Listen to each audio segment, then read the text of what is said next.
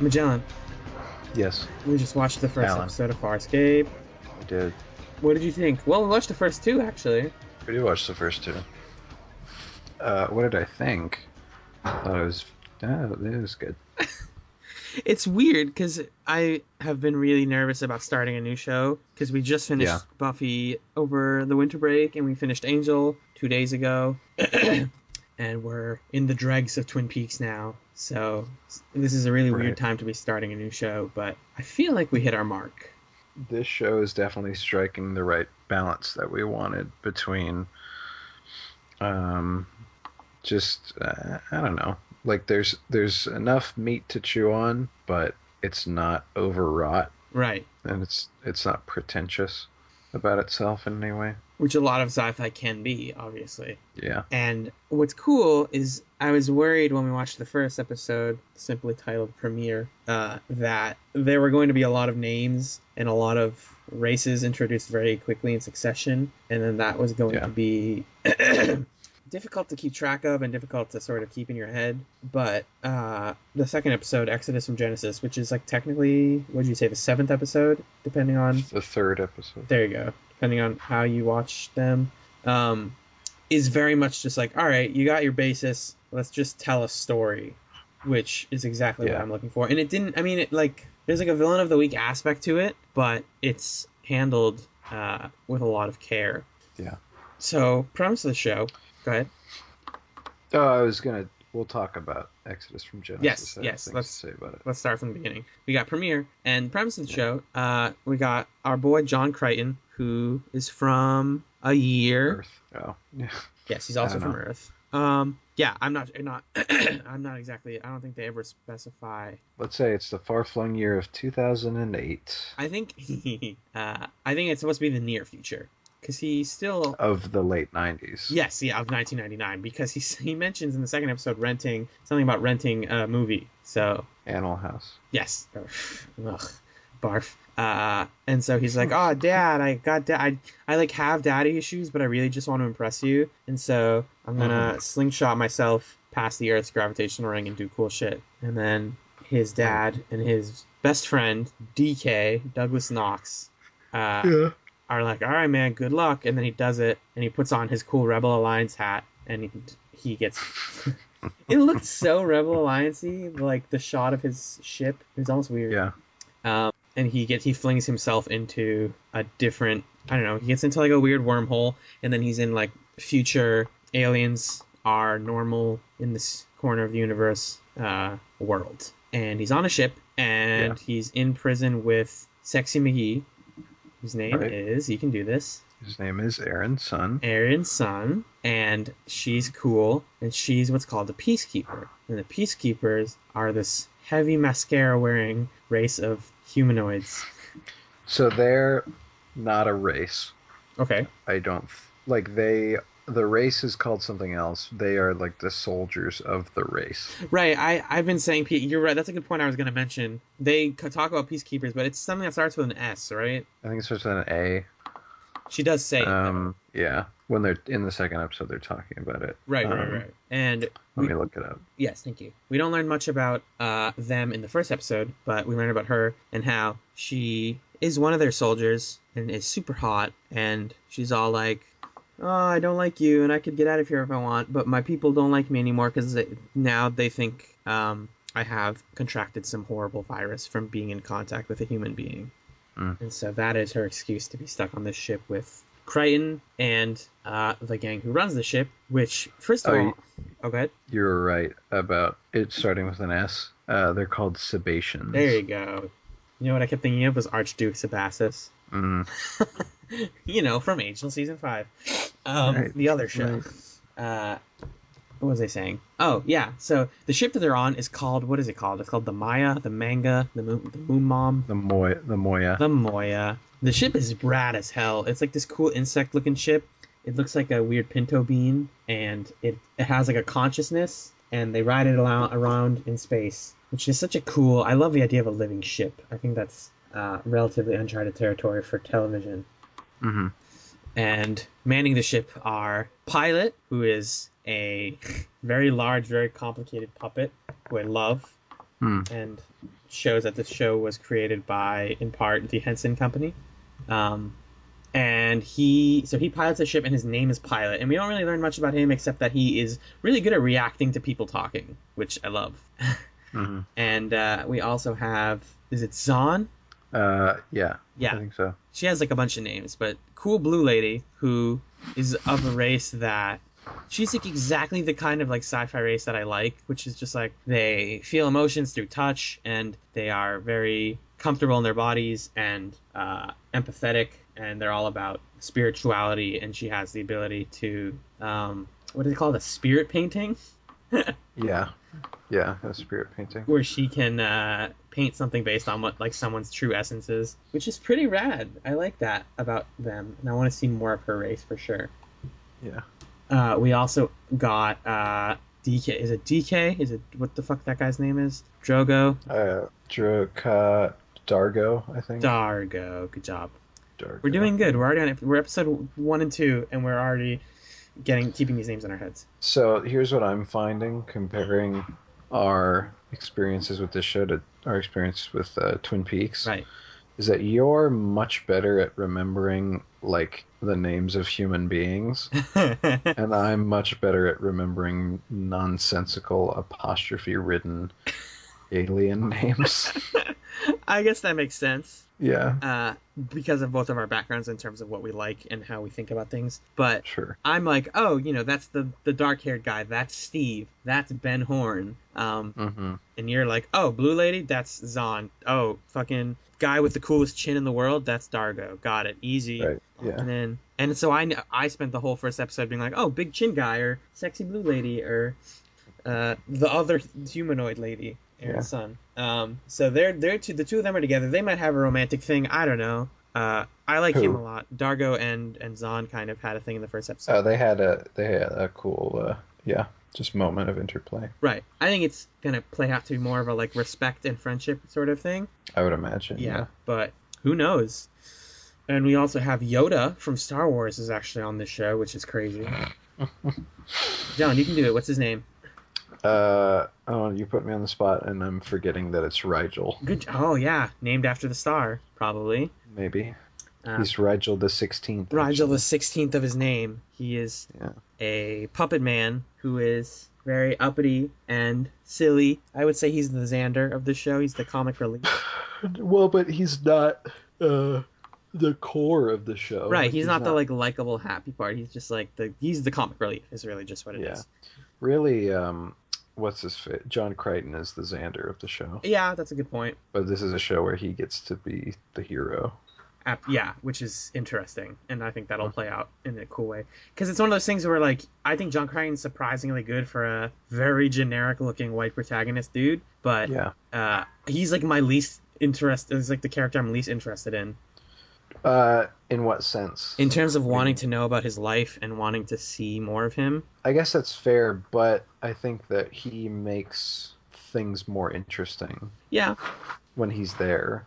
because he is the outsider perspective, and I think the show wouldn't Yeah. function well without him. Yeah. I just kind of feel like I get him already. Right. I mean, you're supposed to. Yeah. He's supposed to be your way into this He's universe. your everyman. He's your viewer stand-in. Mm-hmm.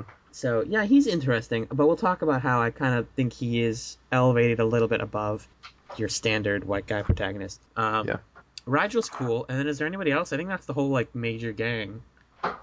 Yeah, I think that's you said Pilot already. Yep. Yeah, and then there's a bad guy. His name is it Kreis? Is it Kreis? Kreis, I think, something like that. Who Kreis knows? is how it's spelled on the wiki, the Farscape Encyclopedia Project. Mm. Full name Bielar Kreis, and he's got a great goatee. I have a problem with this guy. What's your problem? He has a British accent. Yes. It also is his entire motivation that Crichton's ship crashed into his brother's and killed his brother. Yeah. That's his whole motivation. Yeah. He's very angry for what amounted to a complete accident. I mean, yes. I think he also like that his motivation may morph a little bit as John Crichton becomes more of a thorn in his side. And I think he also might just be curious about him because we still don't know what people know about humans in this That's true. They universe. do. It's almost like racism to humans in a way. Right. So we don't know because he had that line in the first episode where he's like, "I'm going to cut you open and see what you're made of." So there might be some scientific interest in John Crichton. Right. Can I pause this for a second and do a thing real quick? Yes. All right, cool. Pausing, being back in a second. Do it. Hey, hi, we're back. Hey, we're back.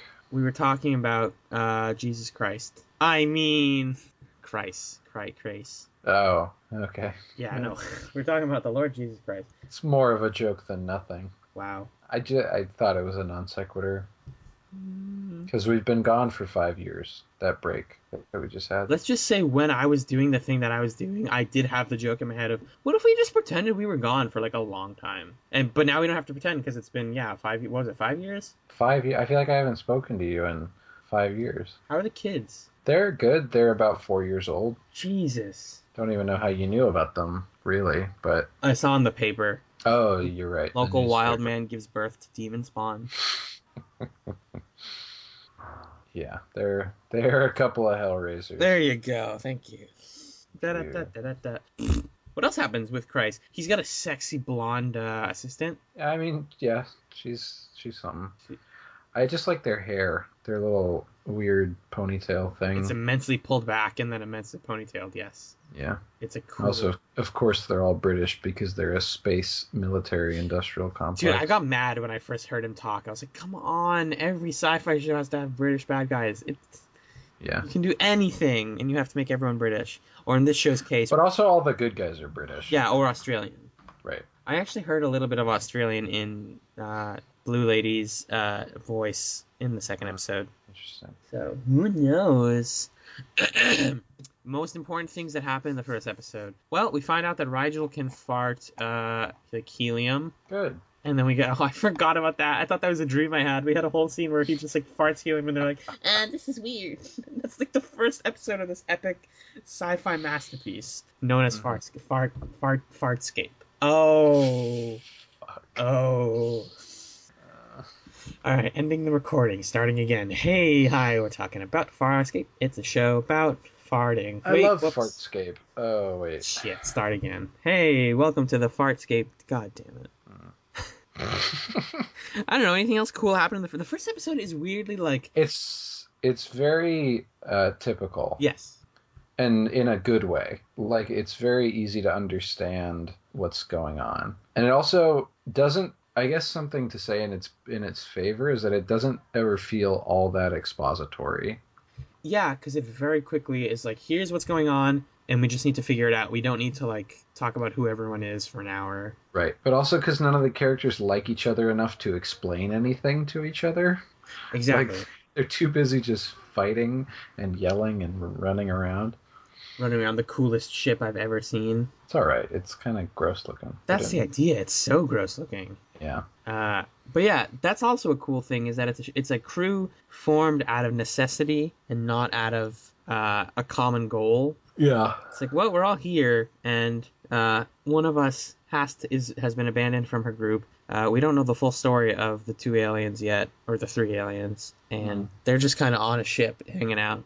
And it's very Star Wars. Because they were all prisoners, these aliens. So they all did something that was worthy of being imprisoned. Right. It's so... And I mean, we could debate... Sorry, I keep cutting you off. You're good. I'm sure there's an element of it where these peacekeepers just, like, indiscriminately imprison alien races because they seem like they're racists.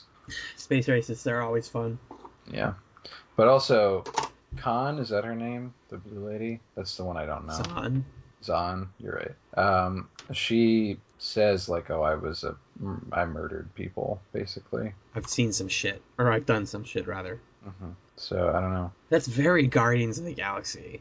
Yeah, they do feel like a very Guardians crew. Well, because in Guardians of the Galaxy, they were imprisoned, and then they busted out. They're imprisoned, they all had done bad things. There was a scene where they did romantic things on a balcony. Like, the similarities are weird. Yeah. But I think that this crew is much... And when we were watching, you also pointed to some Futurama parallels going on here. Oh, absolutely. Well, I think that's just because the concept of uh, average Joe Earthling goes into the future and makes space friends and goes on space Hmm. adventures is like as old as time itself. Right, and it lends itself to very specific um, team stereotypes. Exactly, the strong woman, the weird alien, the badass alien. You know, Hmm. you have your Bender in this show. You have your Zoidberg. Like it totally, yeah. It think you can do that with so many different shows. Yeah. But what I think this show has in its favor in terms of being unique is the Henson Company connection because Hmm. it feels like I really am a big fan of dirty sci-fi. Name another dirty sci-fi So that like you I like. love episode 4 of Star Wars, Star Wars. I love Blade Runner Yeah, and Aliens is one of my favorite sci-fi films. Like these are yeah. films that take place on planets and ships that are seemingly constructed from mysterious materials Hmm. and just cobbled together. Like there are a lot of shots, especially in the pilot of Farscape, that are just the spaceship, and it doesn't look like a ship. It looks like a beam or like a comet or something, Yeah, and it looks very unnatural, and I love that. And it has its own thing going on, yeah. which is good. Hmm. Hmm. Not much, yeah, but not much happens in the first episode other than they escape the bat, and they're like, "Well, we're on a fun adventure now." Yay! Yeah. Are you hitting your mute button? Yes, sorry. Okay, yeah. It's unsettling for me because the noise keeps cutting in and out. I don't know where I am or who I am. You know? Well, Yeah. yeah. My favorite character is Aaron's son. Why? Because she's pretty. Yeah. No, no. Also, she's the one that's gonna have an arc. For sure. I like that she's clearly like got the most going on Hmm. backstory wise. And also, she's like I like the aliens that are going on here, but I'm most interested in the Sebaceans, like trying to figure out what their deal is. Oh, especially after the second episode. Yeah.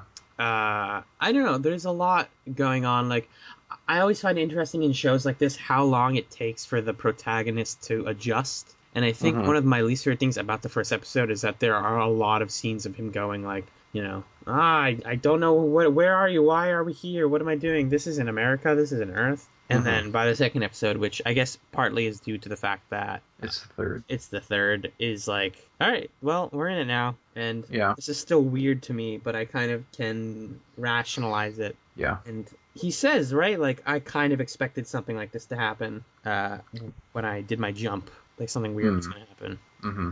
So that's why that's like part of why I think that Crichton is better than your average protagonist. But also, like he isn't. I don't want to say he isn't cocky, but he isn't arrogant. Right.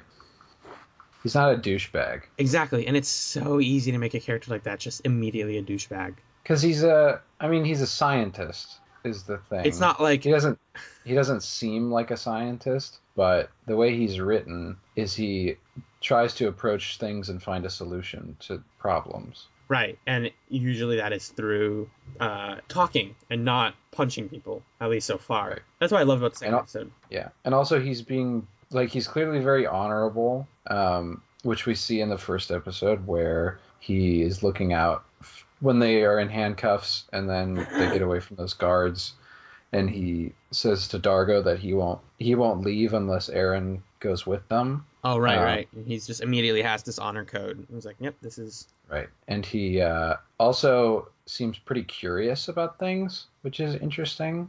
Like he knows he's in a crazy place, but he's not like having panic attacks about it because he kind of wants to know more. And stuff is weird, and he'll resist it at first, but then he'll say, "Well, when in Rome." which is the best way to handle that sort of Yeah, archetype." I will say there are times when I'm a little. I don't think that Ben Browden is like the best actor I've ever seen, um, but he seems like a nice guy, which I think helps. Right. Like he does seem like kind of a bland white guy, but like a nice. It's not like they got him at the factory where they make all the Calvin Klein models or whatever. He's not a handsome sci-fi hero. He's like an approachable sci-fi hero. That's a good point. Yeah. Because, well, one of the things that I also like about him in the way that he handles. I didn't expect us to get this much out of the main character's discussion after 2 episodes, but this is great.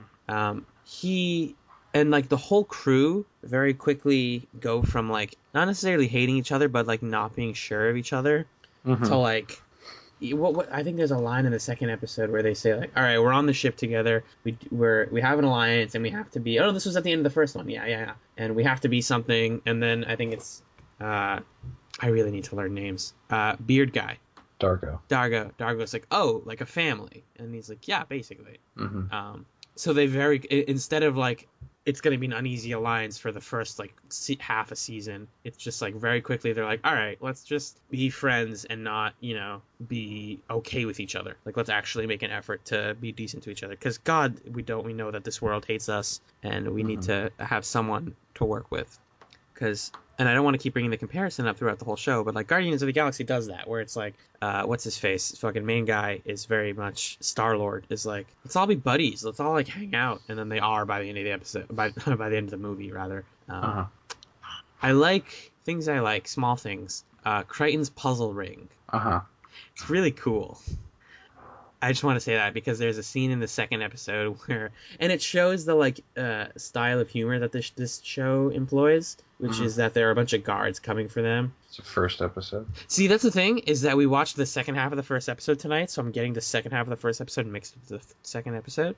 Mm-hmm. And he gives it the guy the ring, and the guy's like, "What's this?" And then he's like, "Put it back together." And they are just fighting over it, and then he has a chance to pull out their very cool laser, very just like doesn't look like a gun, doesn't seem like something that is meant to be held laser that shoots yellow beams of light. It's a pulse pistol, by the way. Fun fact. Oh, there are some good prop pictures of it online if you're interested. I like little things like that. I like Pilot's whole setup. I think my favorite visual from both of these episodes is actually the thingy from the trade planet on the first episode. You know how they go to a trade planet, which is very standard fare for this type of show, and they go to this like big merchant thing, and it's called the Proprietor. There you go, I have a name, and it's the like big, it's like surrounded by beads, and it comes out of the door, and it's like this giant green hulking monster with like 7,000 teeth. I'll send you it in case you don't remember what it is.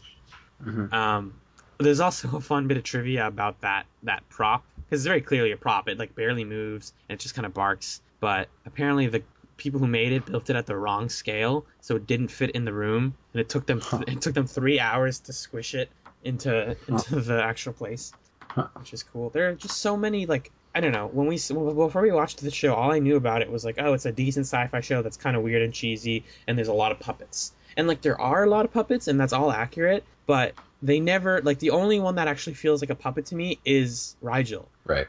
Because Pilot is also technically a puppet, but Pilot feels like an installation. Like he is in the heart and soul of that corner of the ship. And when in the second episode, when Aaron gets to go up there and say hi to him, that like room where it's like 4 pillars that connect onto a center, which is him, and that's just where he hangs out, is so cool. Yeah, it's a cool room. Because it gives this impression that he just is always by himself, always looking forward, always piloting. Because that's what he does. That's pilot. And I hope he gets a chance to do something cool, or save the ship some more. But I guess we can just kind of slide into the second episode because there isn't that much else to talk about with the first one. Yeah. The second episode that we watched was Exodus from Genesis, which is a bottle episode. Right. The one sentence summary on the wiki: Aaron's sun is getting hot. John Crichton is on a steep learning curve. Peacekeeper starts seeing double or triple. So it kind of gets the point across, but really in a weird way. Yeah. Cool aliens come onto the ship, onto the Ming Mong, whatever the hell it's called. The Moya, thank you, I'm learning.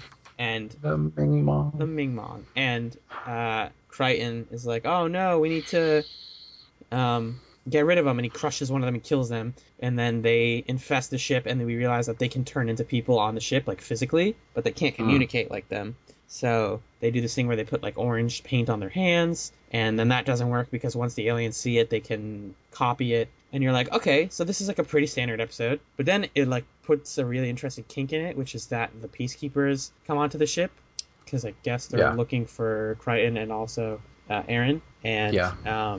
they come on, and Crichton comes up with this really brilliant plan to basically help out the bugs so that they can multiply fast enough and Hmm. defeat or basically push out the peacekeepers from the ship so that they can be Mm. saved. And it's a really good way to handle that problem, because this episode could have very quickly just turned into we turned both sides against each other and they both died. Yay, we win. And I think Mm. that kind of plot would have very easily taken away from our liking of John Crichton. That would have immediately turned him into oh, he's clever, but he's got a mean streak to him. He could totally screw some people over if he really wanted to, Yeah. but he chooses not to. And Right. it's I liked it a lot. It's a really good bottle episode. Yeah. I Because, think so. yeah, it plays with that sort of concept in an interesting way. It gives a lot of opportunity for the characters to develop, and I don't know. We get a ton of good looks at the ship, which are great. There's lots of good, weird corridors and whatnot. And I guess, yeah, this is the only episode directed by Brian Henson, which is Mm. fun. Yeah. Um, he will go on to executive produce episodes and also, I think, be in an episode. Oh, really? Yeah. Oh, he totally is going to be on an episode. That's great. That's funny. It's in season 4 though, so don't wait for it. Yeah, that's basically the general plot. And then also we find out that the sebaceous people, Sebascus, are cold-blooded, and so if they heat up a lot, they their skin dissolves and they go nuts, and they do this really cool thing where they turn into living death, which is I guess husk zombies. And you mentioned this during the episode, but it's they're so gonna bring that back, Bring what back? the living dead thing. Oh, yeah. They have to. That That's concept. Yeah. it's Chekhov's gun. They mention it, and then they do a lot of hey, Dargo, have you seen one of these? And he's like, yeah, shit sucks. And then they just kind of don't it doesn't happen to her, but it's gonna Hmm. happen to someone. I mean, you could say that it doesn't have to come back necessarily because it was one of the engines of conflict in this episode. Right. It's a time bomb, basically. Right. But it is the fact that the Sebaceans are cold-blooded is a key part of their physiology. So at least the idea that they have weird differences from humans is probably going to come back. Yeah, because they have to have physiological differences like that, since they are all clearly just played by humans with cool eyebrow makeup. So it's if they were just humans but called something else, then that wouldn't be a good sci-fi race. Hmm. Because then why bother naming them something different if they're just the same, but they're all British or something. Yeah. So Craig makes the decision to let the bug people heat up the ship enough to force out the peacekeepers, and then almost kill Aaron in the second. That was weird to me. I kept mentioning it. Yeah. And again, it's probably just due to it's kind of the third episode, but they've just now started to establish a relationship, and he's already yeah, I'd get rid of her. Well, but I don't think that it was that flippant on his part. He was trying to diplomatically save the situation and respect. The thing of it is, you're kind of thinking about it in a way that the show's trying to get you to not think about it, which is that, it's sort of human-centric, I guess. John Crichton's important, and the other members of the crew are important. But he's looking at it in the sense of, those bug things, there are bajillions of them, and he's trying to save them and save the peacekeepers that came on board and save the crew. Ideally, no one has to die. Right. And so he's making the best gamble that he can make, trusting in the fact that Aaron's son is strong and hoping that she can last longer than these other dudes, these other Sebaceans. Which she does, and she does it by getting sexy. Mm-hmm. And it's cool too, because go ahead. Yeah. Well, I think it also plays into he's trying to live up to what Zahn said partway through the episode, where in order to gain the trust of Aaron and Dargo, he has to make bold decisions. Right. I liked that conversation a lot too. Yeah. Basically, both major conversations between Zahn and John Crichton were fantastic in this episode. Yeah.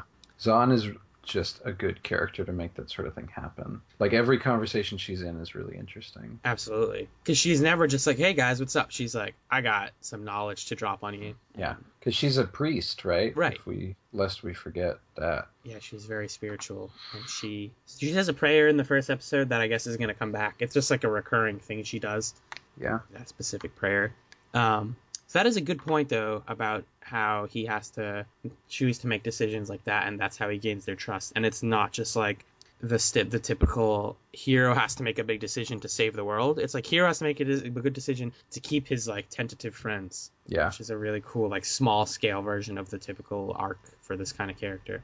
And what's also interesting, and we haven't talked about him a ton, but Dargo is fantastic, and he's played by someone. And what I like about him is that he starts out and he's very much just the like the brute and the let's kill everyone, but he very clearly is just the renegade. The like it's so much easier if we just fight. It's so much more efficient. We could have been done with this whole episode in 5 minutes if we killed all of the bugs and killed all of the peacekeepers, but that's not going to work. And so there's already a conflict there between him and John, which I think is going to be interesting. I'm really interested in seeing where that guy goes for the rest of the show. Yeah, I agree. So there's your spirit painting. You got Rigel just kind of hanging out in like the alien bug like spawning chamber, and just like taking notes on like, oh, shit's still fucked. Good to know. Things are still fucked. Good to know. Right. And yeah, he doesn't really have much to do other than just kind of make jokes, if I remember correctly, and get a painting done of him that has like a weird long red eyebrow because he messed up. So that was fun. And then his spirit painting is like perfect, except it looks like the first of his name, I guess. Other things that happen include I think that was everything. Well, then we get John talks to Aaron at the end. Well, right before that, we get John and Zahn. John Zahn. Oh yeah. Did we not talk about that? We mentioned it. I don't really know if we went into it. It's a really good like summation of what the episode is about, where he's like, there are people that we don't like in the world, and there are like people that we consider, expendable or less than us. And in a lot, like, humans have that. We have that in various forms, and in Alien World, we also have that, but.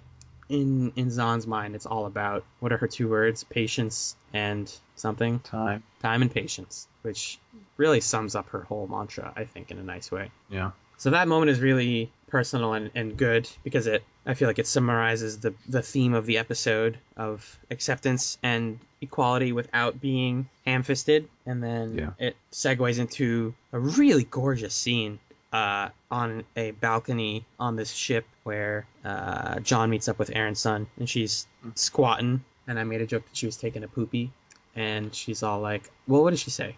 They sort of debrief the experience that happened, and then she says some offhanded comment about I used to think that lesser beings were just meant to be squashed or something like that.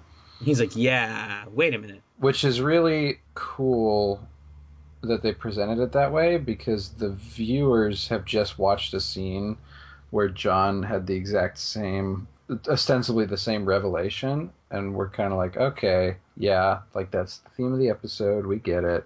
And then you realize right when he does, like, oh, she's making a coy comment about him and about how she's sort of coming around on him a little bit. And then she asks him, did we talk about the fact that she made him promise to kill her?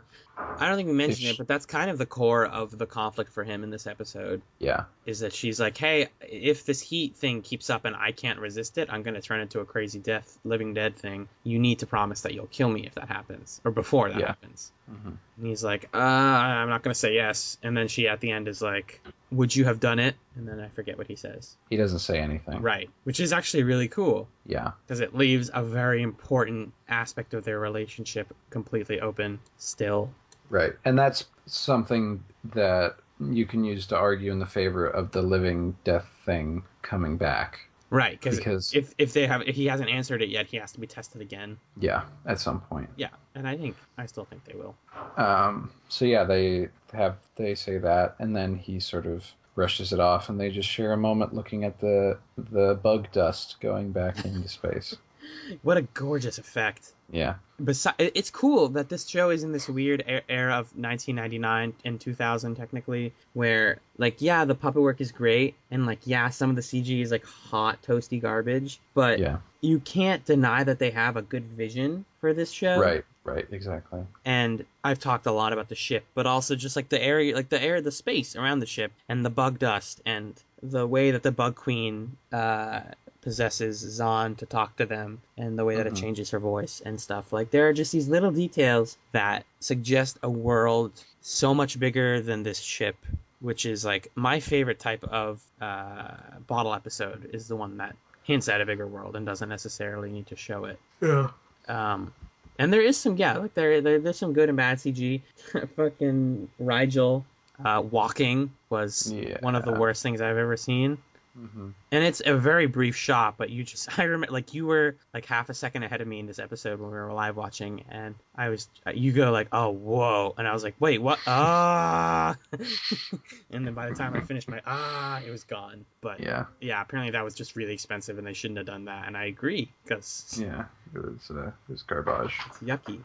There are elements of this show that look like an N64 game, but I just don't, like, I honestly expected it to look worse. Right. Me too.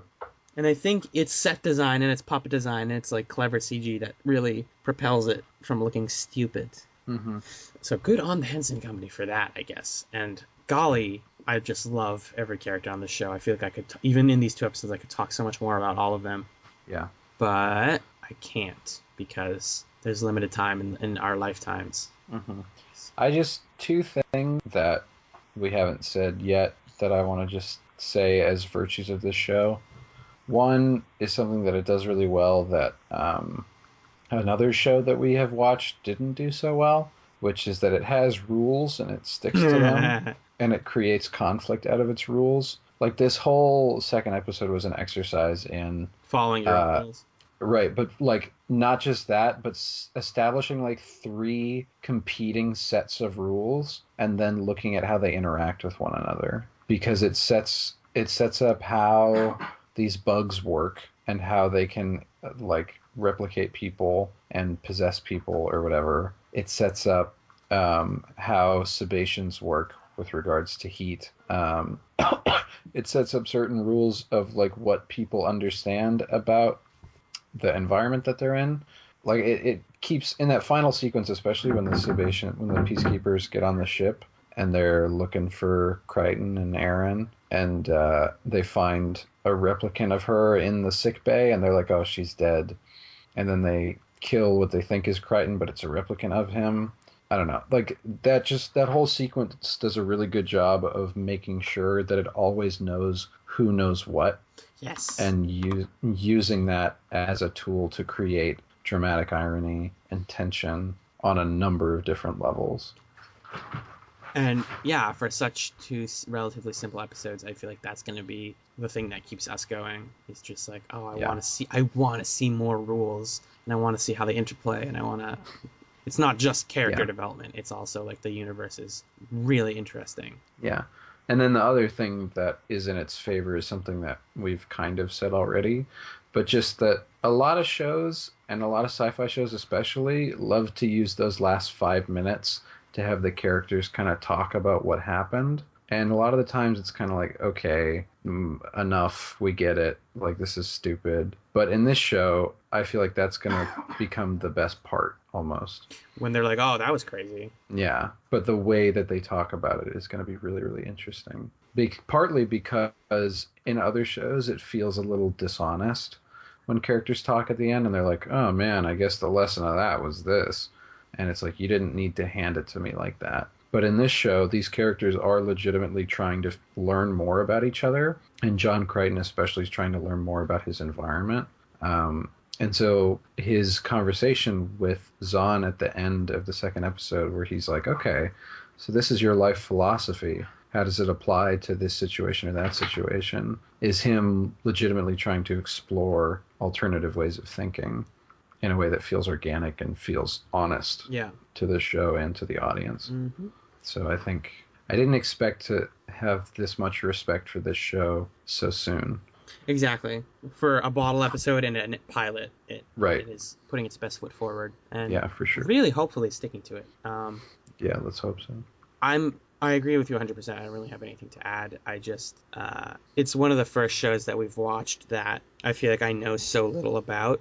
Hmm. It's not only like I don't know who stays alive and who has sex with who, but like I don't know where the bad episodes are. Like I Yeah. in general have heard that it's one of the it just like gets better over time. Like season one's a little awkward, but hey, we loved the first two episodes, so Yeah, so we're good, I think. it'll probably just get better. Yeah, I think the refreshing thing for me is I don't really know what could happen next. That's the beauty of a good sci-fi show. Yeah. Like I know that they're on the run and that they could fight peacekeepers and stuff, but I don't know what the end game of this show is, except that John Crichton wants to get back to Earth, I guess.